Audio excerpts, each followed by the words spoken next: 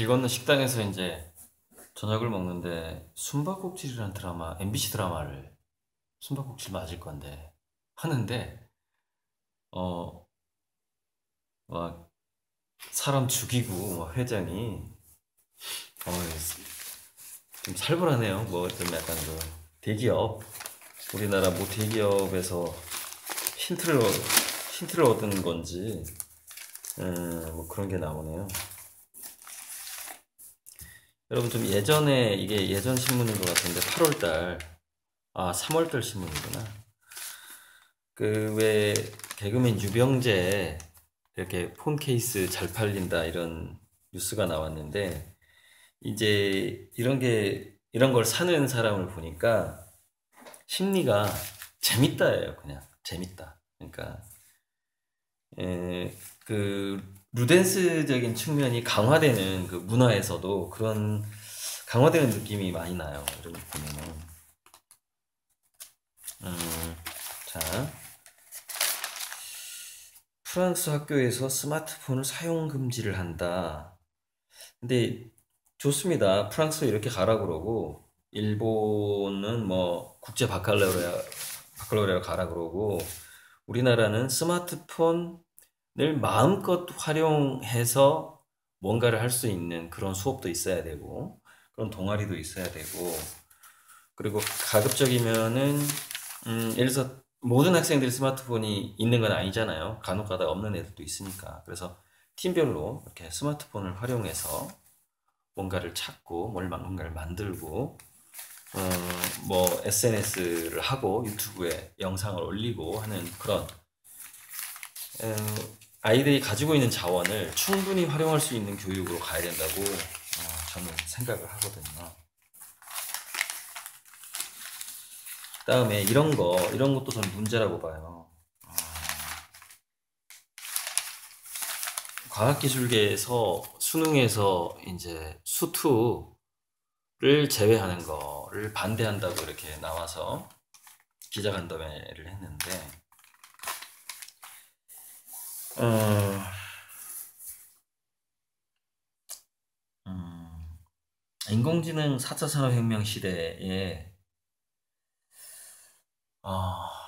지금 수학 관련된 모든 것을 자동으로 계산해주는 인공지능 앱도 나온 상황이거든요. 게다가 신소재 개발이라든가 신약 개발도 우리가 인공지능한테 명령을 내리면은 인공지능이 빅데이터를 이렇게 점검해서 뭔가를 추천해주고 이런 지금 상황이에요. 지금 그러니까 무슨 얘기냐면 수능에서 수투를 넣느냐 빼느냐의 문제가 아니라 수능 자체가 지금 사라져야 되는 상황인데 어, 한 단계 더 낮은 지금 상황이 벌어지고 있는 거죠. 제 기대보다 한 차원 더 낮은 상황들이 지금 현재 우리나라 교육에서 벌어지고 있다. 제가 이전 영상에 공유경제 많이 얘기했는데요. 인공지능을 가진 어떤 플랫폼 기업이 전 세계인들을 인공지능 로봇으로 이렇게 서비스를 해주는 상황이, 그 다음에 이제 예를 들어서 태양광에 의한 에너지를 얻고 3D 프린팅 기술이 곳곳에 퍼지게 되고, 그 다음에 그 식물고기, 인공고기나 또는 배양육, 그러니까 소나 돼지를 직접 키우지 않고 세포를 배양하는 그 배양육, 이런 기술들이 좋아졌을 때에, 그러니까 좋아져야만 하는 이유가 뭐냐면은요, 지금 지구상에서 현재 인류가 생태 자원을 쓰는 총량이 있대요. 이것을 정확한 계산이 아닐 수도 있고 그냥 뭐 추론일 수도 있는데, 국제환경단체 글로벌 생태 발자국 네트워크, 글로벌 풋프린트 네트워크, 그러니까 이거 탄소 발자국을 얘기하는 거겠죠. 거기에서 나름대로 연구를 해서 발표한 게 있는데, 우리가 지구상에서 인간이 뭔가 생태 파괴를 하지 않는 수준의 어떤 소비 같은 거, 활동 같은 게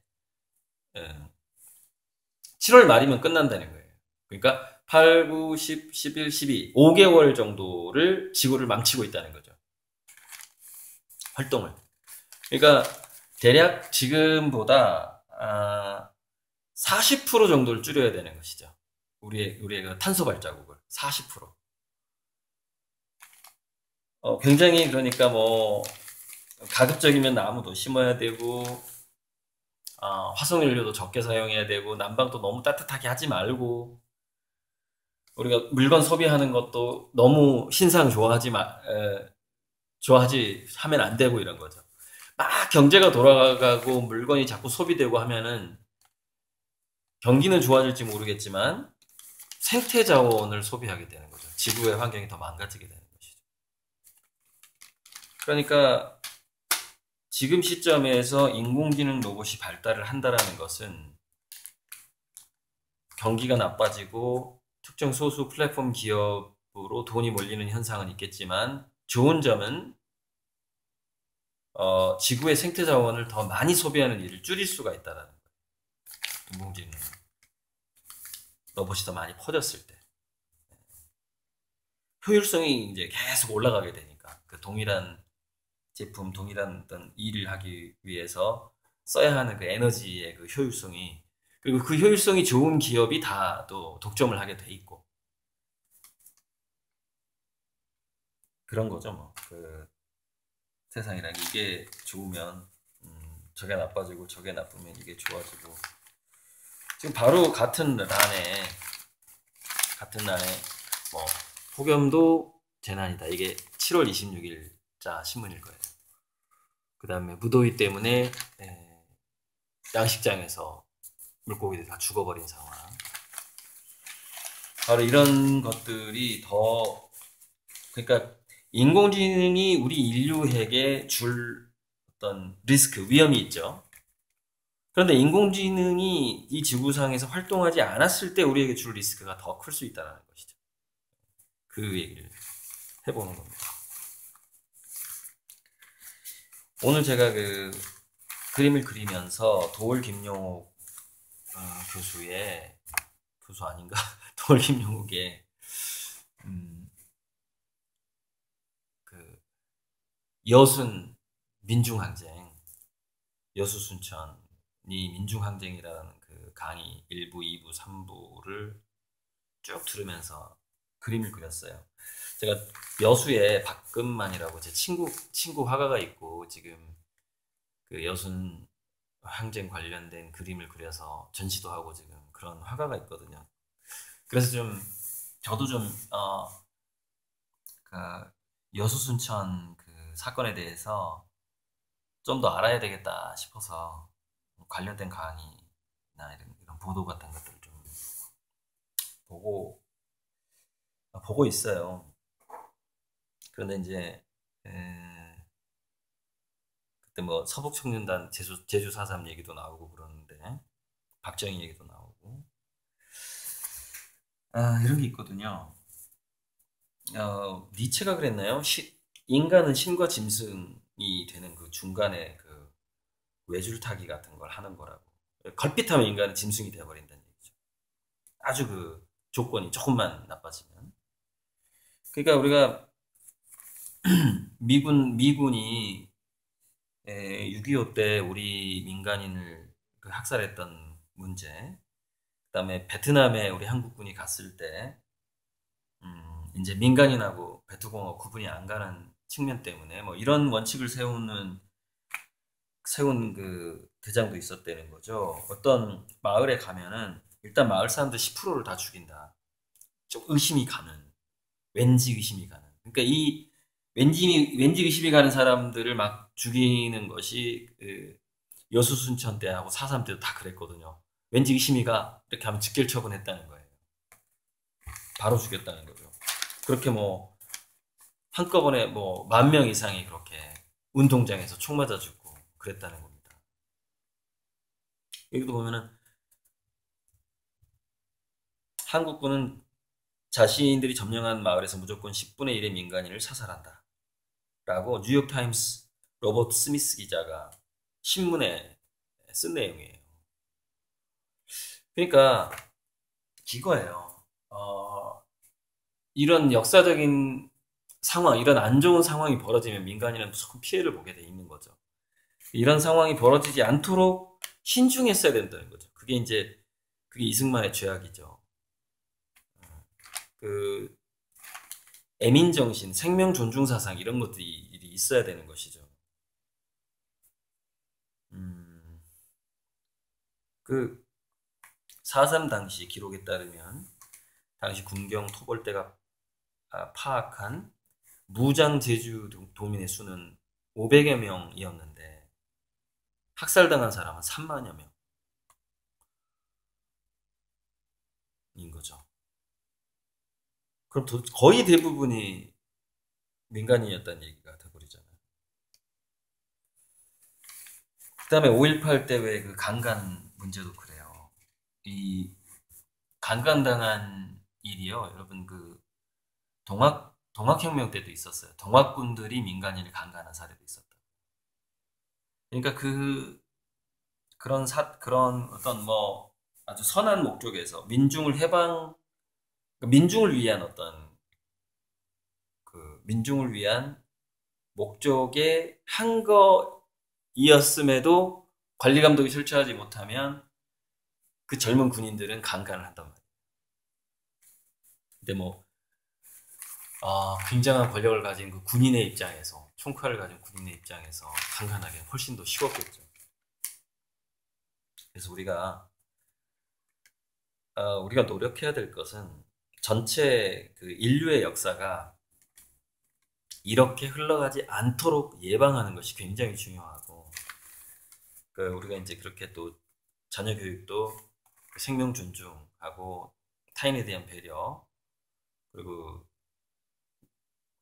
내가 아픈 만큼 타인도 아프고 뭐 이런 것들, 그런 사이코패스가 되지 않도록 서로 협력하는 교육으로 해야 되는데, 어찌 되었건 이제 참 힘들죠. 그게 지금 북한하고 미국 관계 같은 걸 봐도. 그래서 이건 시간이 지나면서 결국 해결된 문제다. 좀 더 시간이 지나면은 이런 구조, 이렇게 폭력성을 드러낼 수밖에 없는 이런 상황이 만들어지지 않는 때가 오리라고 저는 믿어요. 러시아군이 이게 지금 그러니까 독일군이 러시아를 정복했을 때, 그 다음에 또 다시 러시아가 또 독일 지역을 또 정복했을 때, 거기서 계속 일어났던 일이 뭐냐면 여성들 강간이에요. 여성들 강간. 그게 막 보복 차원에서 또 막 심해지고. 일단에 그 신문을 오려놨는데 이잖아요. 서구 몰락에 대한 어떤 주석, 책에 나오는 내용인데, 함락된 도시의 여자란 책에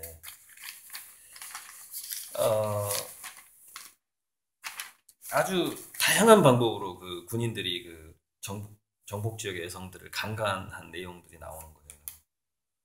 그래서 그들이 좀 주로 사용했던 게 자기 나라의 여자들도 그렇게 강간을 당했다. 그런 얘기를 많이 했는데, 이제 더 마음이 아픈 게, 그렇게 어쩔 수 없이 강간을 당한 사람을 원래 자기 남편, 그다음에 자기 가족이 이제 다시 돌아왔을 때 더 경멸하는 그 상황이 이제, 그러니까 우리가 환영이라는 표현이 거기서 나온 거잖아요. 이런 말을 했다는 겁니다. 너희는 부끄러움을 모르는 암캐로 변해버렸어 라면서 화를 냈다라는 거예요. 강간을 당한 자기 여자한테. 이런 게 더 나쁜 거죠. 더 나쁜 거. 그래서 바로 이런 거예요. 폭력성이 드러나도 되도록 내버려 두면은 인간은 그 폭력성을 드러내고 갑질을 할 확률이 높은, 즉 인간에서 신에 다가가는 게 아니라 짐승으로 추락하는, 그렇게 될 위험성이 너무 많은 존재라는 거예요. 누구나, 저를 포함해서. 그래서 이런 어떤 정말 유토피아로 한번 만들어 봐야 돼, 이 지구를. 그래서 인공지능이 저는 기대를 좀 많이 걸고 있는데요. 자, 아까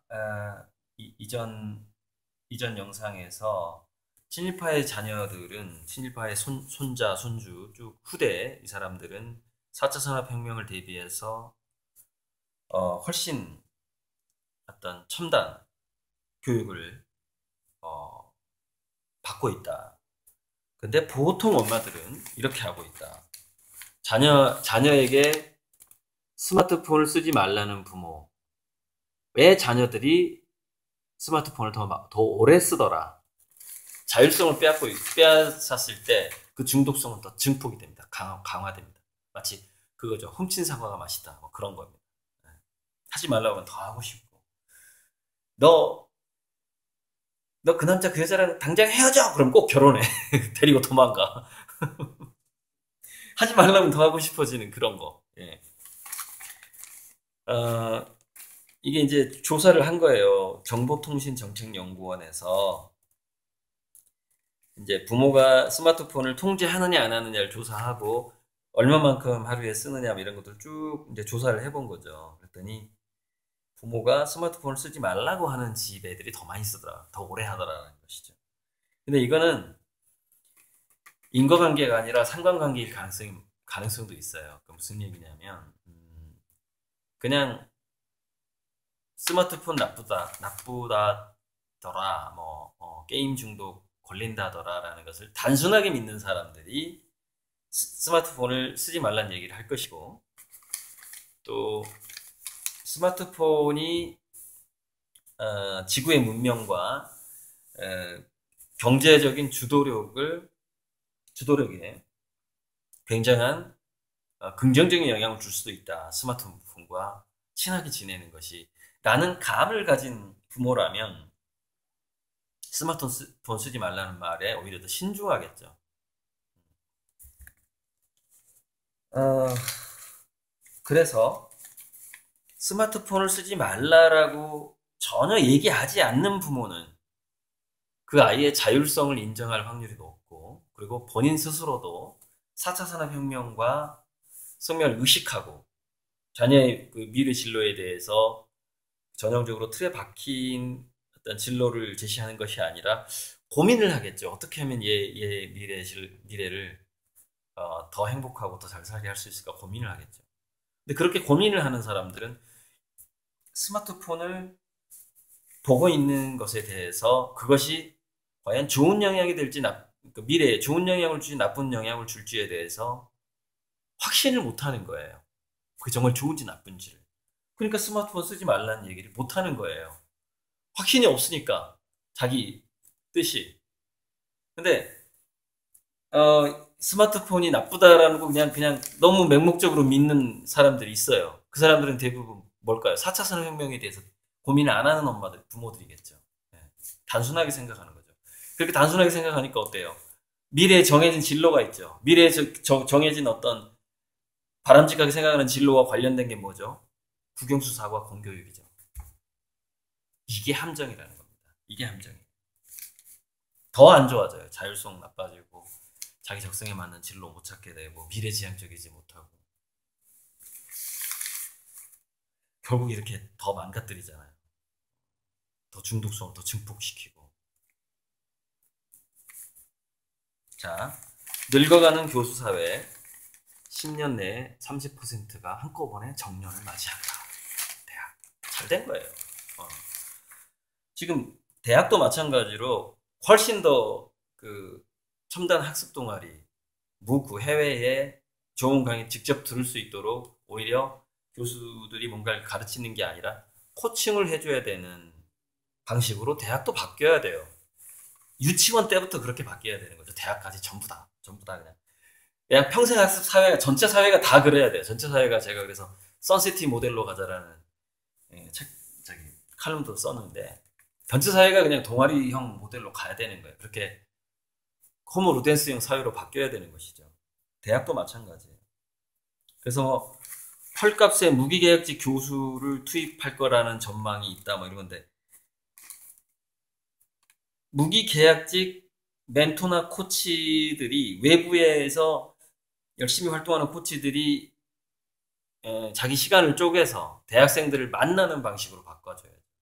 그러니까 대학생들이 만나고 싶어하는 사회인이 있을 거 아니에요. 그러면 그 만나고 싶어하는 사회인을 이렇게 매칭을 시켜주고 서로 토론도 하고 강연도 하고 그렇게 그런 식으로 메꿔줘야죠. 이제 그 교수들이 많이 정년을 했을 때 더 저렴한 비용으로 할 수가 있으니까. 그러면 이제 또 사회에 있는 그런 선배들은 책임감이 있기 때문에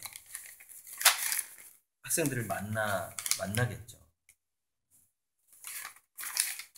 진짜 여러분 중국에서는 학교에까지 이렇게 인공지능 카메라를 설치를 해서 30초마다 한 번씩 모든 교실을 이렇게 스캔하고 야 역시 공산주의 사회라서 대단하네. 6만 개 학교에 이 시스템이 지금 가서 교실에서 학생이 흥미있게 듣는지 이게 좋은지까지 모니터링을 한다는 겁니다. 그래서 그 모습을 보고 학급 평가를 하고 지금 중국에서 차라리 이렇게 하던가 아니면 자유롭게 하던가 해야 되거든요.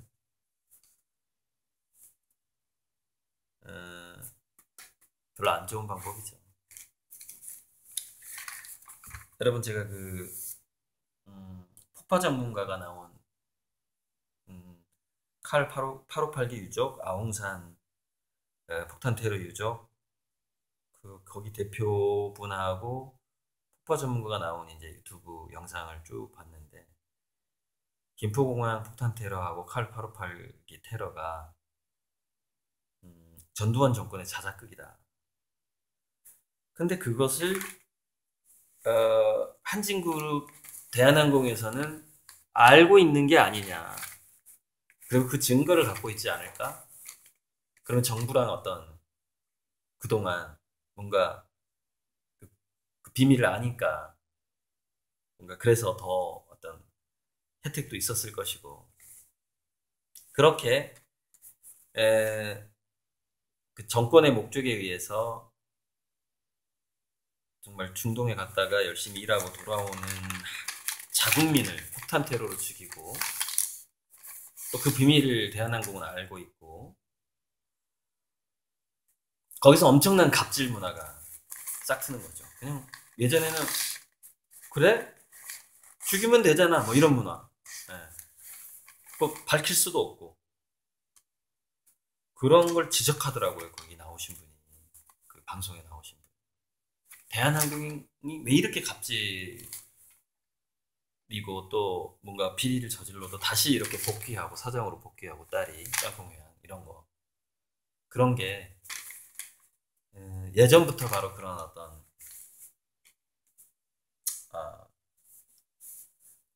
목숨을 빼앗는 그런 갑질을 부려왔던 시대 그 흐름의 연장선상에 있는 게 아닌가라는 얘기를 하더라고요. 좀 가슴이 아팠어요.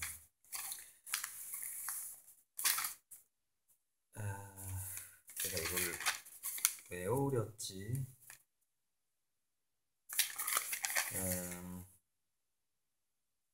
모던 타임스라는 책, 자크 랑시에르라는 사람이 쓴 이거는 잘 생각해 볼 문제인 것 같아요. 시간을 갖지 못하는 것이 가장 근본적인 부정이다. 정의롭지 못한 것이다. 그러니까 이게요, 뭐냐면은, 여러분 뭔가 시간에 쫓겨서 고속도로 운전이나 국도 운전, 도로 운전을 해보신 분은 알겠지만, 시간에 쫓기는 운전은요, 그 순간 지옥이 됩니다. 천천히 시간에 쫓기지 않는 운전은 드라이브라고 보통 부르죠. 옆에 또 사랑하는 사람이 있으면 더 좋고, 음악 있으면 더 좋고, 드라이브. 제가 강의 시간에 늦을 때 이제 이런 막 시간에 쫓겨서 막 신호 위반 나 몇만 원 내고 말지로 막 지나가는 거예요. 강의 시간이 늦으면 안 되니까 정말 지옥 같은 시간이 돼버리거든요. 그러니까 생각할 수 있는 여유, 뭔가 자기가 더 배울 수 있는 자기가 좋아하는 걸 알고자 하는 걸 갖는 그 배움의 여유, 바로 그 시간이 공평해지는 것이 정의로운 것이다라고 이 철학자가 얘기를 하는 겁니다. 그러니까 뭔가 일을 하기 위해서 계속 그 일하느라고 돈을 벌기 위해서, 먹고 살기 위해서 막 돈을 벌기 위해서 뭔가 더 배우고 더 생각하고 그런 여유가 없는 것, 없게끔 사회를 만들어 버리는 것, 이게 굉장히 정의롭지 못한 일이라는 것이죠. 그게 그런 의미에서 이제 저의 이 신문 비전을 시청하시는 분들은 보다 더 정의로운 사회를 향해서 가고 계신 분들이다. 그렇게 표현할 수 있을 것 같습니다. 그러니까 그 어떤 이런 시간들이 있어야지 자기 삶을 바꿀 수 있는 기회가 주어지거든요. 근데 이런 시간이 없으면은 돈이라는 것을 제시하는 어떤 회사나 존재에게 계속 자기 시간을 착취당하게 되죠. 뺏기게 되죠. 그렇게 하지 않으려면 차라리 가난하게 살아버려라. 그러면은 그 자기를 혁명할 시간을 갖게 되거든요. 그러니까 우리 선생님이 저한테 30년 동안 돈 벌 생각 하지 말고 가난하게 살아라 그랬잖아요. 20살 때. 50살까지 돈 벌 생각을 하지 마라.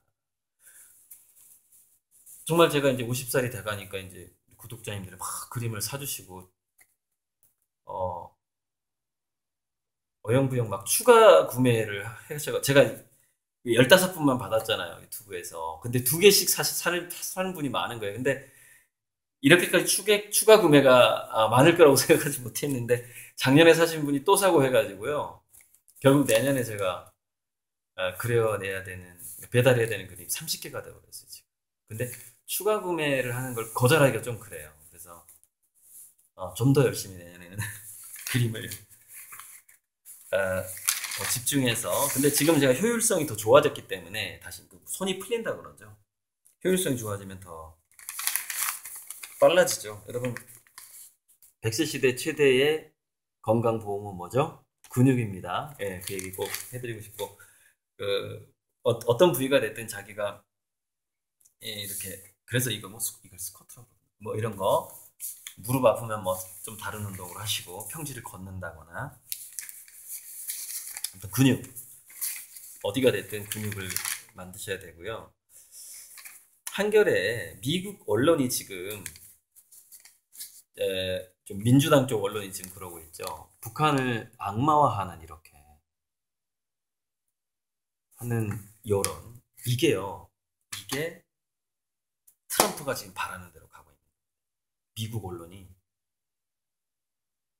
요즘에 뭐 미사일 기지 또 숨겨놨다 뭐 이런 거, 그죠? 저쪽에서 지금 비밀리에 그 핵무력을 더 강화시키고 있다, 이런 미국 언론들이 나오고 있는데, 원래 그 미국 언론들이 뭐죠? 트럼프를 싫어하던 언론들이었거든요. 트럼프가 가장 바랬던 그림이 자기 반대 세력이 북한을 가만두지 말라고, 이렇게 평화롭게 가면 안 된다라고 얘기를 계속 기다리고 있다. Do you really want it? 정말 그걸 원해? 북한 좀 따끔하게 해줄까? 그걸 기다리고 있는 거지.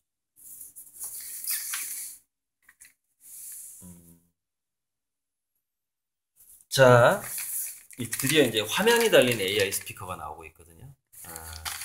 나중에는 막 홀로그램 AI 스피커 나오겠죠? 영화. 여러분, 이 AI가 every place, 모든 곳에 깔리게 되거든요. 그러면 모든 것을 모니터링 할 수가 있고 모든 것을 기록할 수가 있어요.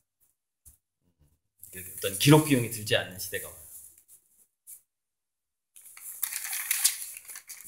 전 차라리 그 시대가 왔으면 좋겠어요, 빨리.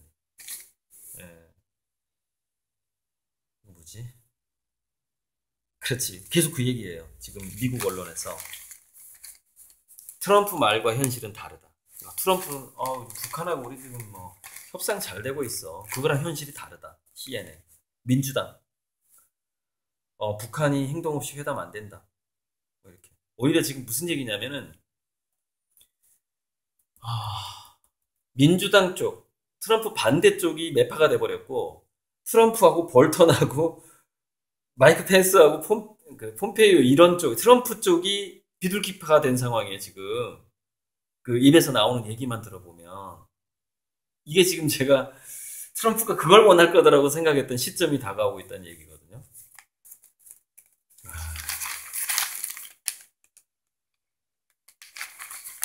시점이 다가오고 있어. 이걸 기다리고 있었어, 트럼프는. 그리고 이제 아무튼 지금 뭐 연금 문제 이거 계속해서 예산이 11조에서 2040년에 148조로 10배 이상이 늘어나는 이 상황 어떻게 할까 이거? 어떻게 하죠? 돈으로만 이 문제를 해결하려고 해서는 안 돼요. 사회 구조를 바꿔가야 되는 거죠. 저비용으로 바꿔가야 돼요. 저비용으로. 저비용 어떤 공동체 사회로. 돈이 없어도 행복할 수 있는 사회로 바꿔가야 되는 것이죠. 그렇지 않으면 이거 해결책가 없어요. 돈으로는 절대 해결 안 돼요.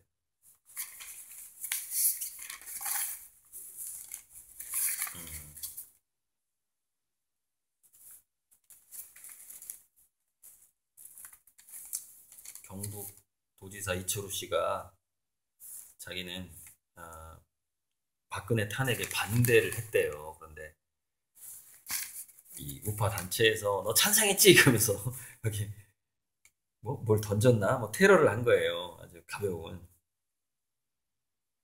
하여튼 아직도 그 박근혜 탄핵했다고 이렇게 하고 있는 데가 있어요. 이게 좀 아일랜드에서 성폭행 관련 재판에서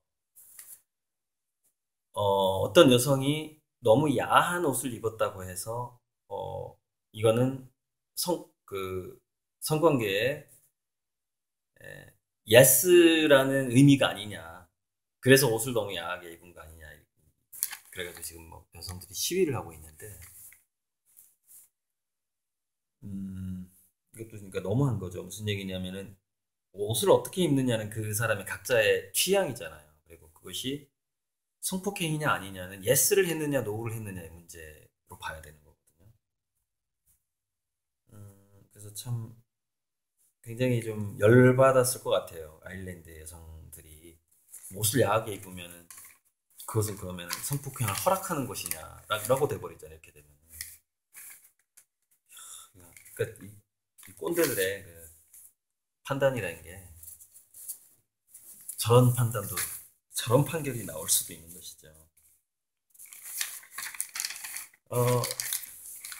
어떤 작가가 곽정은 작가네요. 곽정은 작가인데 어떤 명상에 관련된 건데 난 이 문구가 너무 좋아서 보여드리려고요. 감정에도 수명이 있답니다. 끌려다니지 마세요. 감정에 수명이 있다. 물론 그 감정은 20년 가는 것도 있고 30년 가는 것도 있지만 3분 가는 것도 있고 또는 3년 가는 것도 있고 그래요. 저도 꽤 오래간 감정들이 때문에 정말 10년 넘게 간 어떤 감정들 때문에 많이 시달린 것 같고 또 지금 50년째 이어지는 그런 감정도 있고 30년 가는 것도 있고 막 그래요. 20년 가는 것도. 근데 확실히 수명이 있다라는 느낌은 듭니다. 그래서 감정이라는 것도 기승전결이 있다. 흥망성쇠가 있다라는 생각을 하시는 게 좋을 것 같고요. 대국민 사기극 평화의 댐 세계 최대의 트릭 아트로 기네스북에 올라간 이 사건이 있었는데 이게 이제 그때가 이게 평화의 댐 자체가 가짜였대요. 가짜 뉴스를 퍼뜨려서 돈을 모은 거죠. 그런데 저는 이걸 읽으면서 그런 생각을 했어요. 지금 기상이변의 시대잖아요. 기상이변의 시대인데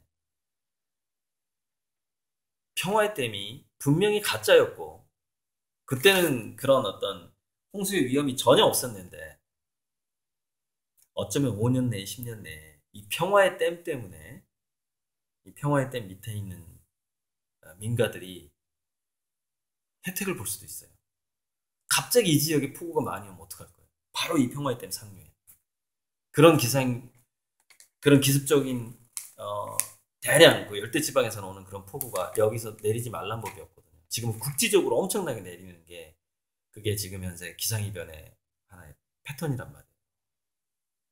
그 생각을 했어요. 이걸 보면서 대국민 사기극이었지만 아이고 만들어두길 잘했네라고 할 날이 올 수도 있는 게 지금의 시대라는 거예요. 기상이변의 시대라는 것이죠. 아, 아까 그 왜 여수순절 민중항쟁 얘기도 했는데 에, 친일파 이후에 기득권 갑질 세력의 특성이 뭐냐면은 그런 거죠. 사유할 시간을 그러니까 국민들을 월급 받는 보통 이 국민들 백성들을 생각할 시간을 안 주는 거예요. 생각할 시간을 주면 안 되고 뭔가 자기 개발할 시간을 주면은 안 돼요. 그러면은 그런 걸 갖고 있고 그래서 이게 조금씩 바쁘게 만드는 거죠. 더 생각을 못하게. 예, 그런 측면이 있고 예를 들어서 뭐 이번에 삼성 바이오로직스 조작 같은 경우에도 위험이나 손실을 어떤 국민들에게 손실을 이렇게 분산해서 손해보게 만들어요. 조금씩. 그래서 그것이 모아지면 자기에게 큰 이익이 오게끔 만드는 그런 경향이 있는 거죠. 그래서 뭔가 위험의 외주, 위험의 분산, 그 다음에 손실의 분산, 그 다음에 책임의 외주, 책임의 분산 이런 거 뭐 계속 하청업체를 주고 하면서 어제 그 비닐하우스 사업 때문에 당숙이라는 이제 여기 양푼집에서 그 짜글이를 먹을 수밖에 없었는데 제가 거기 약간 그 중재자 역할을 하고 있어가지고 그 사업에 엄청나게 큰 사업이 될 겁니다. 우리나라 전체 비닐하우스를 바꿔야 되는 그런 시점이 왔기 때문에 기상이변 때문에 마치 반도체가 전체가 전혀 다른 형태로 유로모픽이라고 하나요? 좀 약간 다른 반도체 기술로 확 바뀌듯이 비닐하우스 자체도 그렇게 바뀌어야 되는 시점이 지금 다가오고 있거든요. 한 90% 정도가 10% 정도는 튼튼해요. 유리 온실, 뭐 폴리카보네이트 내지는 굉장히 폭설이나 태풍에 강하게끔 지어진 것들이 한 10% 정도가 돼요. 우리나라에. 90%가 좀 위험한 비닐하우스예요. 그러니까 기상이변을 충분히 대비할 수가 없죠. 그래서 기상이변을 충분히 대비할 수 있도록 우리 농촌 전체 비닐하우스를 바꿔야만 하는 시점이 지금 다가오고 있거든요. 그거 관련된 특허를 가진 이제 우리 당수과 거기 1차로 1억 정도를 투자할 사람, 투자자를 이렇게 제가 좀 이렇게 중재하고 있는 지분을 몇 프로 줘야 되느냐 이렇게 좀 약간 중재자 역할을 하고 있는데 TV를 보니까 한국 타이어 얘기가 계속 나오는 거예요. 한국 타이어. 그리고 무슨 역학조사 할 때는 막 청소하고 공기 순환 시켜가지고 공장 안을 깨끗하게 만들어서 샘플 조사하고 이렇게. 거기서 죽어간 사람이 어제 보니까 170명이 넘는 걸로 나오는데요. 한국 타이어에서 그 해로운 물질에 중독돼서 죽어간 사람이 117명인가 170몇 명. 어마어마. 이거 삼성 백혈병보다 훨씬 커요. 타이어 자체가 그만큼 해로운 걸 많이 쓰잖아요. 반도체보다. 와, 심각하더라고요. 한국 타이어에서 일하다가 죽은 사람들. 지금 계속해서 로비를 하고 있는 것 같아요. 왜냐면 그 한 명만 그 산업재해 내지는 그게 인정이 돼도 거의 200명 이상. 그리고 거기서 아픈 사람들도 얼마나 많겠어요. 해로운 거를 그 반도체 공장보다 훨씬 해로운 게 더 많으니까 타이어 공장이. 그래서 한국 타이어 문제도 아무튼 삼성 그 반도체 공장처럼 그분들이 충분히 보상받을 날이 곧 다가오길 바라고 아무튼 오랜만에 그 PD 수첩을 봤는데 한국 타이어 문제 그 다룰 때 정말 그 고맙다는 생각이 들었어요. 어제 정말 오랜만에 TV 수첩을 봤는데. 이상입니다. 오늘은 신문 비전 마치고 이제 토요일자 토요일자 신문은 제가 이제 집에 안 갔으니까 내일쯤 한번 더 소개하겠습니다.